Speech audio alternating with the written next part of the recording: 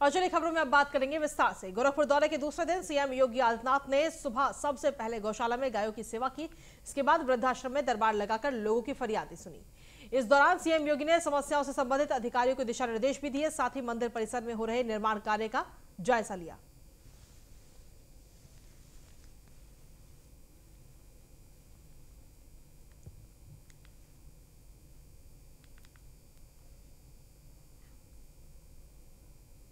वहीं वाराणसी मंडल का प्रभारी मंत्री उप मुख्यमंत्री ब्रजेश पाठक को बनाया गया है। प्रभारी मंत्री बनने के बाद डिप्टी सीएम ब्रजेश पाठक वाराणसी पहुंचे। सर्किट हाउस में बीजेपी कार्यकर्ताओं और अधिकारियों ने उनका स्वागत किया। डिप्टी सीएम ब्रजेश पाठक ने कहा कि प्रदेश सरकार काशी को सुंदर और सुव्यवस्थित करने में जुटी है। वाराणसी की जनता के कल्याण के लिए जो भी कुछ करना होगा वो करेंगे।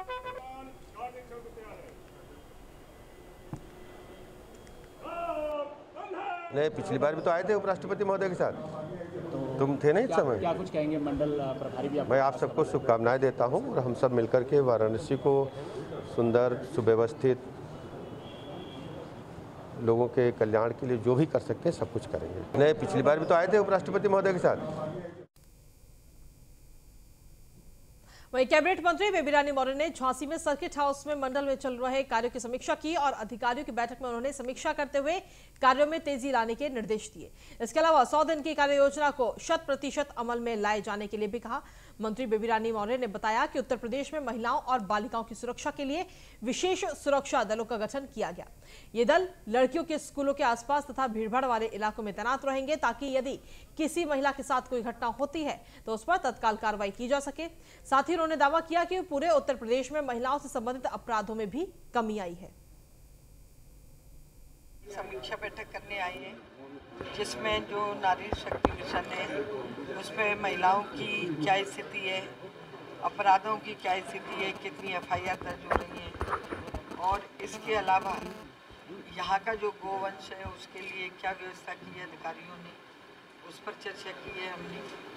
और अभी जो और कई मुद्दे आने वाले हैं जो वहाँ होंगे सीडी ऑफिस में, अभी तो ये 2-3 ही मुद्दे थे, उन्हीं पर बात हुई है। वहीं प्रयागराज में मस्जिद के मौलाना ने भाईचारे की कायम की है मिसाल। आपको बता दें कि दरअसल पुलिस ने धर्मगुरु के साथ मिलकर लाउडस्पीकर उतारने की कार्रवाई पूरी की है। शंकरगढ़ पुलिस के साथ सीओ ने जामा मस्जिद सदर के सहयोग से लाउडस्पीकर उतारकर अमन चैन की अपील की है। वहीं शाहजहांपुर में जिला प्रशासन ने पुलिस बल के साथ अवैध निर्माण पर बुलडोजर चलाया। वहीं बता दें कि सरकारी जमीन पर अवैध प्लॉटिंग की जा रही थी, जिसको प्रशासन ने ध्वस्त कर कब्जा मुक्त कराया है। गोंडा जिले के नवाबगंज की खोया मंडी में एक बार फिर से प्रशासन का बुलडोजर चला। बताया जा रहा है कि खोया मंडी हटाने के पीछे राजनीति का हस्तक्षेप है। मंडी के लोग नगर पालिका को टैक्स दे रहे थे, टैक्स देने के बाद भी दुकान गिराने का आरोप है। एसडीएम की मौजूदगी में ये बुलडोजर चलाया गया। बिना नोटिस गिराए जाने से दुकानदारों में भी आक्रोश है। नवाबगंज की खोया मंडी का ये पूरा मामला सामने आया था।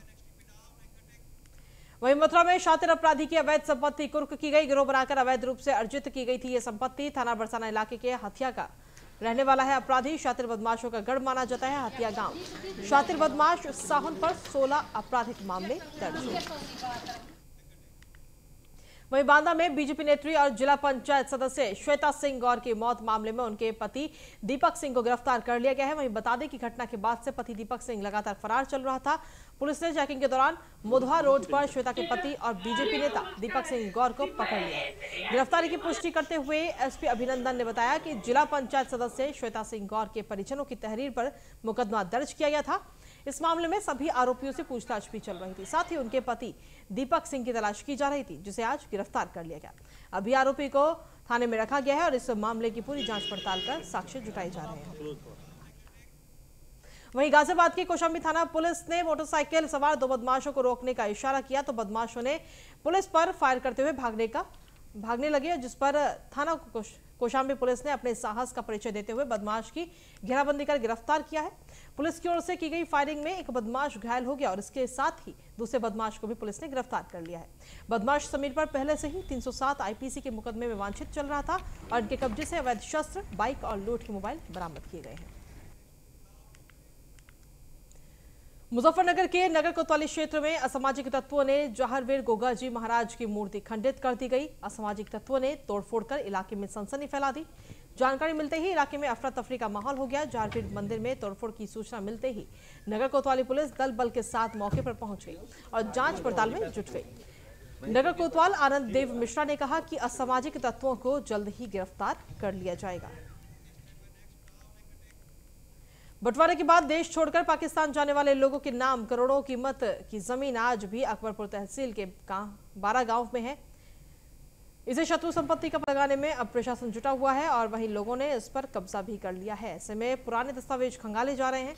कानपुर इटावा हाईवे के किनारे 12 गांव बसा हुआ है और यहां पर आजादी के समय रहने वाले काफी लोग बंटवारा होने पर देश छोड़कर पाकिस्तान चले गए। उनके यहाँ पर जमीन जायदाद थी जो सालों तक ऐसी ही पड़ी रही, लेकिन बाद में जब लोगों को पता चला कि इन जमीनों का मालिक या पूछने वाला कोई नहीं है तो धीरे धीरे कब्जा होना शुरू हो गया। ऐसे 6 लोग थे जिनकी जमीन शत्रु संपत्ति है, जिनके नाम जमीन दर्ज है, वो कभी वापस आए भी नहीं है। गांव के बड़े बुजुर्गों ने बताया कि खतौनी में पाकिस्तानियों के नाम लंबे समय से चले आ रहे हैं।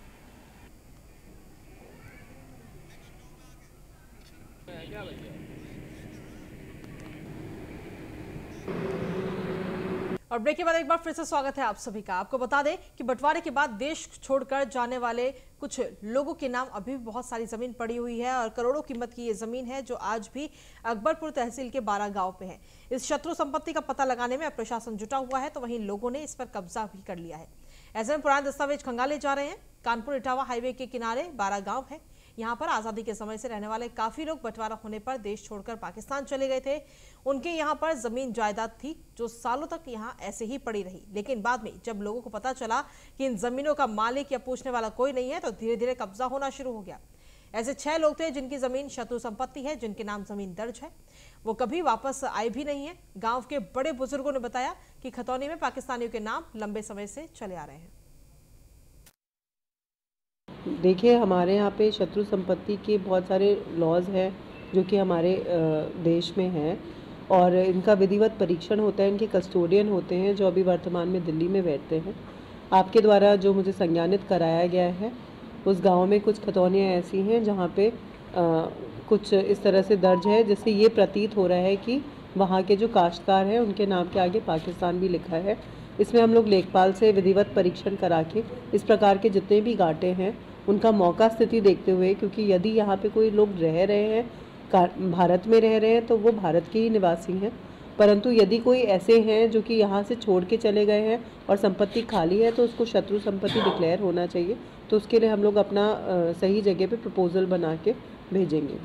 जानकारी तो अभी हुई हमको कि ज़मीन पाकिस्तानियों के नाम है, यहाँ के लोग पाकिस्तान चले गए, उनके नाम की ज़मीन अभी भी चल रही है।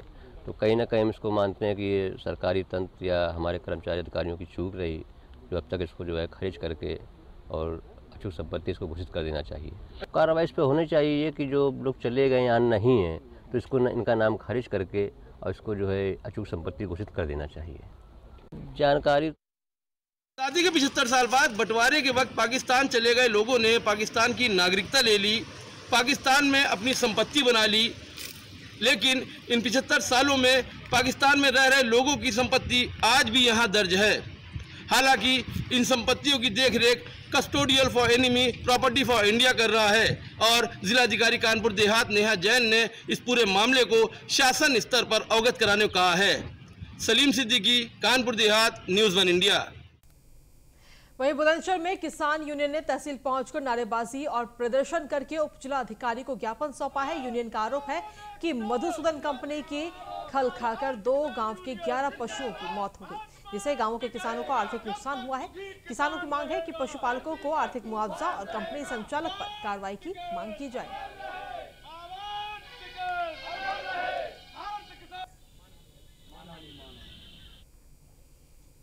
और अगली खबर हाथरस से, जहां लापता 50 साल के व्यक्ति की बेरहमी से हत्या कर दी गई। खून से लथपथ हालत में दोस्त के घर में व्यक्ति का शव मिला।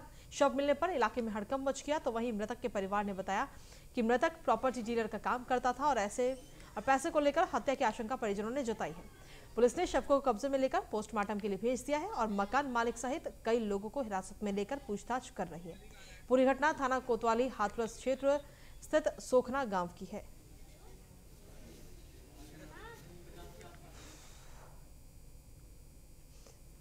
वहीं अमेठी में बेखौफ बदमाशों ने दिन दहाड़े लूट की घटना को अंजाम दिया। बाइक सवार अज्ञात बदमाशों ने साइकिल सवार से लूटपाट की। सूचना पर मौके पर पहुंचे एएसपी मामले की जांच में जुटे हुए हैं। बैंक से रुपए निकालकर वो अपने घर वापस लौट रहा था। इन्होना पुलिस चौकी क्षेत्र के पूरे जलाल दुबे के पुरवा की घटना है।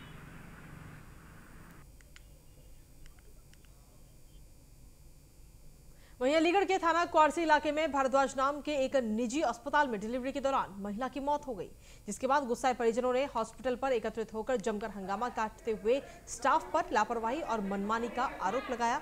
महिला के परिजनों ने और अस्पताल स्टाफ पर कार्रवाई की मांग की है। हंगामा बढ़ता देख अस्पताल पर civil line CO Shweta Pandey इलाका पहुंचे, पुलिस के साथ पहुंचे और माहौल बिगड़ता देख मौके पर 3 थानों की फोर्स को भी बुलाया गया।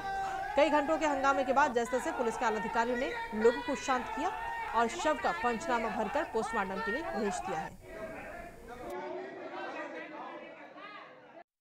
मेरी बेटी को कुछ नहीं हुआ, इसको चेक कराने लाई थी मैं।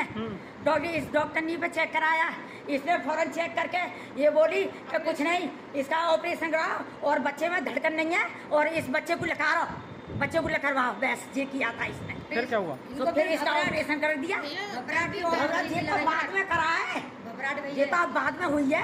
चुप, बिल्कुल मैं बताऊंगी जो बात है वो बात मेरे सामने की। फिर कितने घंटे बाद इनकी मौत हो गई? जी अब जब जी लड़की हमारी को हो गई है, हाँ, पानी बोतलें चढ़ रही हैं और नल्ली जे भी सही है मेरी बेटी, जे भी बेटी मेरी। अच्छा, बच्चा क्या पैदा हुआ था? लड़की जी रही। घबराहट हुई थी मेरी भाभी के लिए बहुत। हमने बोला था नर्स से कि डॉक्टर को बुलाओ, उन्हें डॉक्टर को नहीं बुलाया। वो बोली ऐसे घबराहट होती रहती है इनके लिए। मैंने कहा ये पानी पानी मांग रही है, इन्हें पानी आनी पिलाओ। उन्होंने कहा थोड़ा ढक्कन पिला दो। मैं ढक्कन मत पिलाना, इनको होठ गीला कर दो। ये ना करी भाभी दीदी मेरी बहुत तबीयत खराब हो रही है, मुझे बहुत घबराहट हो रही है, मुझे घबराहट हो रही है।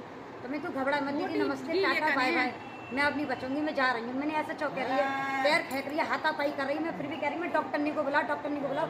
सीरियस डॉक्टर क्यों नहीं आ रही यहाँ पर, मगर कोई नहीं आया। और वहीं अगली खबर जालौन से, जहां पर प्रदर्शनी में अराजक तत्वों का जमावड़ा लगा रहा। प्रदर्शनी में पुलिस व्यवस्था न होने से अराजकता का माहौल बन गया। दबंगों के 2 गुट आपस में भिड़े और इस दौरान जमकर लात और घूंसे भी चले। मारपीट का ये वीडियो सोशल मीडिया पर वायरल हो रहा है। कोच कोतवाली क्षेत्र के एसआरपी इंटर कॉलेज में ये प्रदर्शनी चल रही थी। वहीं अंबेडकर नगर में मामूली विवाद में अधेड़ की सरेआम पिटाई की गई। लोहे की रॉड से पीट-पीटकर उसको मौत के घाट उतार दिया। फुटपाथ पर दुकान लगाए अधेड़ पर युवक ने हमला किया। गंभीर रूप से घायल अधेड़ की मौके पर ही मौत हो गई और हत्या से इलाके में हड़कंप मच गया। फिलहाल आरोपी फरार है। इब्राहिमपुर थाना क्षेत्र के इल्तिफातगंज बाजार की ये पूरी घटना बताई जा रही है।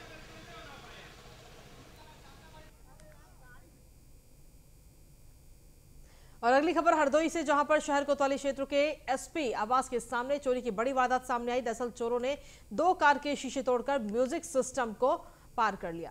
एसपी आवास से 100 कदम की दूरी पर चोरी की इस वारदात को अंजाम दिया गया। कार का शीशा तोड़ते हुए चोरी की वारदात सीसीटीवी में भी कैद हो गई। एसपी पैदल गश्त कर अब लोगों को सुरक्षा का भरोसा दिला रहे हैं।